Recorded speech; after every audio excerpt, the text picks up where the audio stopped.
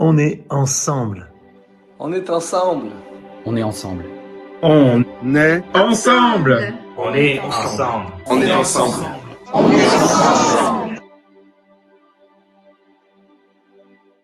Maintenant, on va parler de notre thématique. Il va y avoir cette interview. On a très hâte d'entendre ce que Pasteur Ivan a à nous dire sur l'espérance de son retour. Et notre texte aujourd'hui est dans Romains chapitre 12 au verset 12. C'est très fort comme passage. Réjouissez-vous en espérance, soyez patients dans l'affliction et persévérez dans la prière. Oh, j'ai beaucoup de joie d'avoir Yvan Castanou avec nous. C'est un plaisir. On se connaît depuis de nombreuses années. On est amis et frères de combat. Mais moi, je te connais bien, Yvan, et les chrétiens des églises ICC te connaissent bien, mais peut-être parmi ceux qui nous regardent, il y en a qui te connaissent pas. Je sais que tu aimes pas parler de toi, tu aimes pas parler, te mettre en avant. Un jour, je t'ai dit, c'est quoi ton titre, Yvan? Tu m'as dit SPI. Et j'ai dit, qu'est-ce que c'est SPI? Tu m'as dit, simple pasteur insignifiant. Alors, j'ai trouvé ça vraiment... pourrais te présenter et aussi un petit peu les églises ICC, s'il te plaît. Il y a eu du progrès depuis le SPI. Et maintenant, c'est esclave insignifiant de Jésus-Christ. Donc, j'ai progressé un peu depuis le temps. Amen. Alors, Ivan Castanou, c'est le pasteur fondateur des églises Impact Centre Chrétien, qui ont commencé, la première église a commencé en 2002 à Paris. Et aujourd'hui, c'est à peu près 85 églises dans toute la francophonie, dans tous les pays. Voilà ce que la grâce de Dieu a fait, quoi. Gloire à Dieu, ouais. Ouais, c'est magnifique. On est toujours très reconnaissant, en fait, que Dieu vous ait suscité ce mouvement de foi. Et j'ai vu vraiment toutes sortes de progrès que vous avez fait. Et je bénis Dieu pour toi, pour Maude et pour les églises ICC. Dans une des prédications récemment, parce qu'on te suit en fait à travers des petits zappings dans On est ensemble, tu avais dit que nous allions tous sortir de cette crise très humble. Que voulais-tu dire? Ce que je voulais dire, c'est que la vérité, c'est que là, même celui qui ne voulait pas s'humilier est forcé de s'humilier, en fait. Donc, c'est vrai que le monde a été humilié parce que le monde a vu que tout ce à quoi il tient ne tient qu'un fil, tout ce à quoi il se cramponne ne tient qu'un fil. Et la vérité, c'est que même l'église, je vois des églises de 400 000 personnes qui aujourd'hui font des cultes à 20 personnes dans une salle. Je me dis, waouh! Je vois des rassembleurs de foule qui aujourd'hui font. Je me dis, waouh, ça rend humble, quoi. Ça rend humble, ça nous montre qu'on n'est à rien et ça nous oblige à penser, pas l'évangile, mais la manière de faire des disciples différemment. Et ce confinement va enfanter quelque chose de superbe. En tout cas, moi, personnellement, je suis excité par rapport à tout ce qui se passe. Pas par rapport au malheur, non, mais par rapport à la perspective qui est donnée à l'Église d'évangéliser, de gagner, de faire des nations des disciples, mais d'une autre manière, de penser différemment. Et je suis juste excité de vivre cette période-là, quoi. Oui. C'est sûr que cette crise va donner naissance à des opportunités pour le royaume de Dieu qui sont inattendues. Tout le monde est chamboulé, le monde entier est secoué en fait, et les habitudes des gens sont changées. Qu'est-ce que tu vois comme opportunité pour le royaume de Dieu dans l'avenir? Tu vois quoi comme visionnaire? Ce que je vois, c'est une église. Ça avait déjà commencé en fait. C'est une église qui hier pensait en mode présentiel principalement et digital ensuite. Donc les gens qui étaient connectés par le digital devaient faire l'effort de se greffer dans l'église. Il fallait qu'on leur fasse de la place. Parce que moi je vois aujourd'hui, c'est une église qui ne fait plus de distinction entre l'église présentielle. Nous on a 85 campus, mais la vérité c'est que le campus internet c'est de loin le plus grand.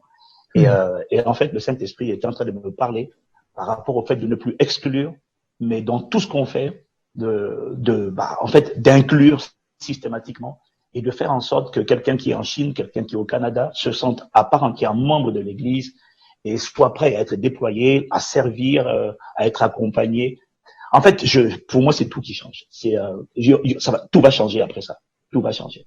Parce qu'aujourd'hui, on va tester les concepts, on se rend compte qu'en fait, on peut faire très efficace sans pour autant avoir de contact physique. Et c'est ce qu'on va découvrir en réalité, en fait. Ouais, ben, si tu savais comme ça me réjouit finalement qu'on le comprenne, que on peut être dans une même pièce, on peut être séparés, mais on peut être quand même rassemblés et unis. Ouais. Est-ce que Dieu te parle d'une façon particulière à toi dans cette crise? Oui, moi Dieu me parle beaucoup. Dieu me parle beaucoup dans cette crise par rapport à l'Église, par rapport à l'épouse. Je crois qu'on en parlera peut-être tout à l'heure. Oui, tu n'hésite pas en fait, parce que je sais que dimanche dernier, tu as prêché un message fort que le Seigneur a mis sur ton cœur. Je l'ai regardé, je l'ai écouté, et peut-être tu pourrais nous le résumer en fait. En fait, le Seigneur m'a parlé vendredi dernier, entre 2h et 5h du matin. Et puis, pour faire simple, le Seigneur me disait que l'Église d'aujourd'hui, du 21e siècle, a un vrai défi. C'est que tout ce qui se passe aujourd'hui, on ne dit pas que le coronavirus signifie la fin du monde, mais la vérité, c'est qu'aujourd'hui, tout le monde est obligé de reconnaître que ces choses qui se passent sont en train de nous emmener vers un agenda inexorable qui était fixé par Dieu avant la fondation du monde, dont beaucoup de chrétiens même doutaient. Et maintenant, aujourd'hui, on se rend compte que non, assurément, il y a un plan qui est en train de se dérouler. Pour le film de ce qui est en train de se passer, pour Dieu, c'est un film en différé. Il n'y a rien de nouveau sous le soleil. Mais on est en train d'aller vers ce qui a été écrit depuis longtemps, par ce qui a été dit par le Seigneur. Et ça veut dire, si on comprend ça ne veut pas seulement dire la grande tribulation, ça veut d'abord dire, comme on a dit tout à l'heure, l'espérance bénie. Ça veut dire le retour du Seigneur. Alors on sait qu'il y a deux retours du Seigneur, il y a l'enlèvement, et puis après il y a le retour 7 ans plus tard, quand il va se poser sur les mains le mont des Oliviers, et je serai derrière avec toi, avec tous mes frères et mes sœurs. Amen. Ça c'est magnifique. Mais il n'empêche que ce que ça veut dire derrière, c'est que il y a une effervescence au ciel. Voilà, c'est ce qu'il me disait, il y a une effervescence au ciel. L'époux s'apprête à venir chercher son épouse. Maintenant, le défi de l'Église aujourd'hui, c'est que l'Église n'est pas très enthousiaste pour le retour de l'époux. Voilà. Donc, il m'a montré les 4 visages de l'Église. Et c'est vrai que j'ai beaucoup pleuré personnellement quand il m'a parlé de ça. J'étais pas que le dimanche, même le samedi. Parce qu'il m'a montré qu'en fait, il me dit, mais je vais venir chercher mon épouse. Mais la vérité, c'est que j'ai une épouse que je vais venir chercher, mais qui n'est pas pressée de me voir. Voilà. Donc, ce qui m'interpellait aussi, Yvan, c'était cette épouse, elle est préoccupée par les choses de la terre, elle a les pieds sur terre, elle mesure en fait son succès spirituel aux choses qu'elle a sur la terre, mais pas à ce qu'elle a dans le ciel, elle pense pas au ciel. Ça m'a beaucoup interpellé. Tu peux juste nous souligner ça? Tout à fait. J'ai parlé de parmi les 4 types d'églises, les 4 visages, j'ai parlé de l'église, la deuxième c'était l'église attachée aux choses de la terre, qui mesure le succès de sa vie chrétienne par sa capacité à posséder les choses. Pas que les choses terrestres, mais posséder les bénédictions, posséder ce pourquoi Jésus est mort pour nous. Mais tu vois ce que disait Seb tout à l'heure, le chant qu'il a chanté. Ben, en fait, la vérité, c'est que c'est plus profond que ça. Dieu n'est pas contre le fait que ses enfants vivent bénis, parce que c'est un père, c'est un pourvoyeur, c'est un protecteur. Mais si je dois mesurer si je dois mesurer mon succès, l'approbation de Dieu au fait que je possède les choses, alors qu'en vérité, la réalité, c'est que ce qui compte, comme Étienne, c'est d'abord de faire la volonté de Dieu. Ce qui compte, c'est que ma vie soit utile entre ses mains. C'est ça qui compte en premier d'abord. Maintenant, s'il veut que je donne ma vie aujourd'hui, ben écoute, voilà, que sa volonté soit faite.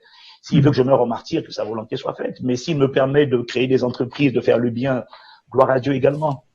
Voilà. Mais l'Église d'aujourd'hui, c'est vrai, est attachée aux choses de la terre. Et ça se voit d'ailleurs par les préoccupations que beaucoup de chrétiens expriment aujourd'hui. Est-ce que avec ce qui est en train de se passer, je vais pouvoir me marier? Est-ce que je vais pouvoir avoir mon travail? Est-ce que je vais pouvoir vivre mes bénédictions? Voilà la préoccupation de l'Église aujourd'hui. Ça montre simplement l'attachement aux choses de la terre. Tu vois. Et juste en un mot de conclusion, qu'est-ce que tu peux dire à ceux qui nous regardent? Comment peuvent-ils se préparer? Comment peut-on se préparer pour le retour de Jésus? Comment peut-on se préparer pour le retour de Jésus? Ben, en fait, il va falloir décider de ne pas juste être l'Église, mais de devenir l'épouse. Amen. De devenir l'épouse. D'avoir l'attitude de l'épouse. L'épouse, c'est celle qui vit pour le plaisir de l'époux. Elle ne vit pas pour les bénédictions, elle vit d'abord pour faire sa volonté. Elle vit d'abord pour prendre son joug et porter son fardeau. Elle vit pour chercher premièrement le royaume et la justice de Dieu. Elle vit pour serrer la parole de Dieu dans son cœur et la mettre en pratique. Même quand ça fait mal, même quand mon âme n'en a pas envie, ben, l'épouse, ce sont les véritables adorateurs. C'est ceux qui serrent la parole et qui la mettent en pratique. Et qui ont décidé, pour moi ça c'est important, que quoi qu'il m'arrive, Seigneur, que je guérisse ou que je ne guérisse pas, que je vois la bénédiction ou que je ne vois pas la bénédiction, par ta grâce, je ne serai plus jamais déçu de toi. Voilà. Amen. Il y a plus rien qui va me décevoir. Il y a plus rien qui va me séparer de l'amour de Dieu. Voilà. J'ai compris que le but sur la terre, c'est pas de cumuler les bénédictions, les richesses, les maisons. Le but, c'est de faire sa volonté. Et c'est tout ce que je veux. Et pour moi, c'est ça. C'est à ce cœur-là qu'on doit revenir. Et je crois que quand on reviendra à ce cœur-là, il y a des choses que Dieu prendra plaisir à nous donner, mais il y a aussi des choses, effectivement, mais qu'on ne recevra pas. Voilà. Je crois que c'est la foi, c'est pas seulement la capacité à posséder les choses. Je crois que la foi, c'est la capacité à rester attaché à lui, quoi qu'il arrive. Amen. Pour moi, c'est à ça qu'on doit revenir. Cette simplicité de cœur-là. On ne possédera pas toujours, c'est pas vrai. C'est pas vrai. On ne guérira pas toujours. Mais on sera toujours des hommes et des femmes de foi qui ont prêté allégeance à l'agneau de Dieu et qui ont chanté la chanson de Sébastien, quel repos céleste, et voilà, mes sauces sont en toi, ma vie t'appartient. C'est tout ce qui compte. Amen. Merci beaucoup, Pasteur Yvan. C'est inspirant, touchant, interpellant, challengeant, et ça donne envie de se consacrer beaucoup plus à celui qui vit en haut et aux choses d'en haut. Merci beaucoup.